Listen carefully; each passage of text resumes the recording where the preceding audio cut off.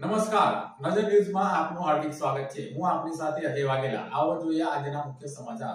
પાદરાના ગયજ ગામે green society પાસેથી બે સાહુડીના બચ્ચાને પકડીને કુદરતી વાતાવરણમાં મુક્ત કરતા પ્રાણી જીવરક્ષક સંસ્થા પાદરાની ગયજ રોડ પર આવેલી ગ્રીન સોસાયટીના ગેટ પાસેના કમ્પાઉન્ડમાં બે સાહુડીના બચ્ચા આવી પડ્યા હતા। જેની જાણ પ્રાણી જીવરક્ષક સંસ્થાના હેલ્પલાઇન પર જાણ કરાતા પ્રાણી જીવરક્ષક સંસ્થાની ટીમ રોકી આર્ય અને મિલિંદ પરમાર, રવિ ડગ્ગર ફોરેસ્ટ વિભાગને જાણ કરી હતી અને ગયજ ગામે પહોંચ્યા હતા। માનવ વસ્તીમાં આવી ચડેલા બે સાહુડીના બચ્ચાને સહી સલામત રીતે પકડીને ફોરેસ્ટ વિભાગને સાથે રાખીને કુદરતી વાતાવરણમાં કુદરતના ખોળે છોડી મૂકવામાં આવ્યા હતા।